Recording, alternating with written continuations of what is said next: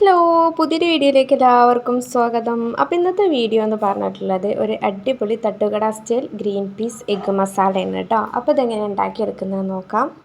അതിന് വേണ്ടിയിട്ട് ഒരു കപ്പ് ഗ്രീൻ പീസ് വെള്ളത്തിലിട്ട് നല്ലപോലെ കുതിർത്തിട്ട് എടുത്തിട്ടുള്ളതാണ് കേട്ടോ. തലേന്ന് രാത്രി വെള്ളത്തിലിട്ട് വെച്ചാൽ നല്ലപോലെ കുതിർന്ന് കിട്ടും. അല്ലെങ്കിൽ ഒരു 4-5 മണിക്കൂറൊന്ന് കുതിർക്കാൻ വെച്ചാൽ മതി. പിന്നെ ചൂടുവെള്ളം ഒഴിച്ച് കഴിഞ്ഞാൽ പെട്ടെന്ന് തന്നെ നമുക്ക് കുതിർന്ന് കിട്ടും കേട്ടോ. എന്നിട്ട് നമ്മളത് ആവശ്യത്തിന് ഉപ്പും കൂടി ഇട്ടിട്ട് കുക്കറിൽ മീഡിയം ഫ്ലെയിമിൽ ഒരു 4 വിസിലാക്കി എടുത്താൽ ഗ്രീൻ പീസ് വെന്ത് കിട്ടും. എന്നിട്ട് ഇതിൻ്റെ മസാലയ്ക്ക് ആവശ്യമായിട്ടുള്ള ചെറിയ പീസ് സവാള, 2 അല്ലി വെളുത്തുള്ളി, ഒരു ചെറിയ പീസ് ഇഞ്ചി, പച്ചമുളക്, കറിവേപ്പിൻ്റെ ഇല, മല്ലിച്ചപ്പ് ഇതെല്ലാം പാടെ നല്ലപോലെ ചെറുതാക്കി ഒന്ന് കട്ട് ചെയ്ത് എടുത്ത് വെച്ചിട്ടുണ്ട്. ആ ഒരു ടൈമിൽ തന്നെ നമ്മുടെ ഗ്രീൻ പീസ് നല്ലപോലെ വെന്ത് കിട്ടിയിട്ടുണ്ട് കേട്ടോ. ഓവറായിട്ട് കുക്ക് ആവുകയും ചെയ്യരുത്, എന്നാൽ കുക്ക് ആവാതിരിക്കുകയും ചെയ്യരുത് കേട്ടോ. ആ ഒരു ലെവലിക്ക് നമ്മൾ കുക്ക് ചെയ്തിട്ടെടുക്കാം. എന്നിട്ടൊരു പാൻ അടുപ്പത്ത് വെക്കുക. അതിലേക്ക് 2-3 ടേബിൾ സ്പൂൺ വെളിച്ചെണ്ണ ഒഴിച്ച് കൊടുക്കുക. വെളിച്ചെണ്ണ ഒന്ന് ചൂടായി വന്നു കഴിഞ്ഞാൽ പിന്നെ നമ്മൾ അരിഞ്ഞു വെച്ചേക്കുന്ന ഇഞ്ചിയും വെളുത്തുള്ളി ഇട്ട് കൊടുത്തിട്ട് അതൊന്ന് ജസ്റ്റ് ചൂടാക്കി എടുക്കുക കേട്ടോ. കരിഞ്ഞു പോകരുത്. ലോ ഫ്ലെയിമിലിട്ടിട്ട് വേണം ചെയ്യാൻ കേട്ടോ, അല്ലെങ്കിൽ ഒരു ലോ ടു മീഡിയം ഫ്ലെയിമിലിട്ടിട്ട് ചെയ്യുക. കരിഞ്ഞു പോവാതെ നോക്കുക കേട്ടോ.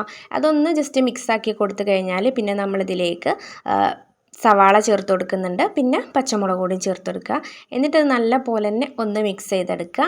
ഉള്ളിയുടെ കളറൊന്ന് ചേഞ്ചായി വരുന്ന ടൈമിൽ നമ്മളിതിലേക്ക് മസാല പൗഡേഴ്സ് ഇട്ട് കൊടുക്കാം. 1/4 ടീസ്പൂൺ മഞ്ഞൾപ്പൊടി, 3/4 ടീസ്പൂൺ മല്ലിപ്പൊടി, 1 ടീസ്പൂൺ നിറയെ കുരുമുളക് പൊടിയും കൂടി ഇട്ട് കൊടുത്തിട്ട് നല്ല പോലെ തന്നെ മിക്സ് ചെയ്തെടുക്കുക. മസാല പൗഡേഴ്സ് ഒന്നും കരിഞ്ഞു പോകരുത്. ലോ ഫ്ലെയിമിൽ ഇട്ടിട്ട് വേണം ചെയ്യാൻ. എന്നിട്ട് നമ്മളിതിലേക്ക് 2 കോഴിമുട്ട ഒന്ന് പൊട്ടിച്ച് വെച്ച് കൊടുക്കുന്നുണ്ട്. അതും നല്ല പോലെ തന്നെ ഒന്ന് മിക്സ് ചെയ്തെടുക്കുക.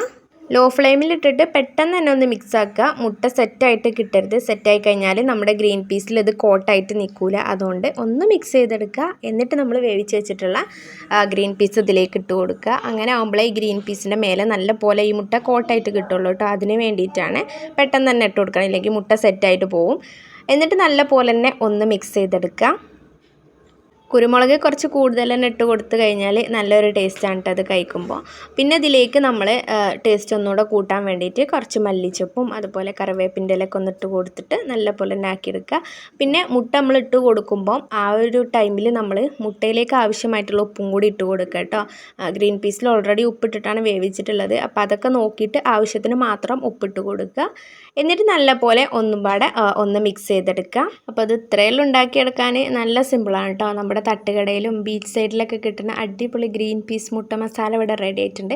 എല്ലാവരും ഒന്ന് ഉണ്ടാക്കി നോക്ക്, എന്നിട്ട് ഫീഡ്ബാക്കൊക്കെ ഒന്ന് അറിയിക്കും കേട്ടോ. പിന്നെ നമ്മളിത് സെർവ് ചെയ്യുമ്പം നല്ല ചൂടോടെ തന്നെ സെർവ് ചെയ്യാൻ വേണ്ടിയിട്ട് നോക്കുക. ആ ചൂടോടെ സെർവ് ചെയ്യുമ്പോൾ കുരുമുളകിൻ്റെയും ഒക്കെ ഒരു ടേസ്റ്റ് ഉണ്ടാകുമ്പോൾ നല്ല ടേസ്റ്റാണ് കേട്ടോ. കഴിക്കാൻ നേരത്തെ കുറച്ച് തക്കാളിയും സവാളയും കുക്കുമ്പറൊക്കെ ചെറുതാക്കി അരിഞ്ഞിട്ട് ഇതിൻ്റെ മേലിട്ട് കൊടുത്താൽ അടിപൊളി ടേസ്റ്റാണ്. പിന്നെ കുറച്ച് ചെറുനാരങ്ങൻ്റെ നീരും കൂടി പിഴിഞ്ഞ് കൊടുത്താൽ മതി.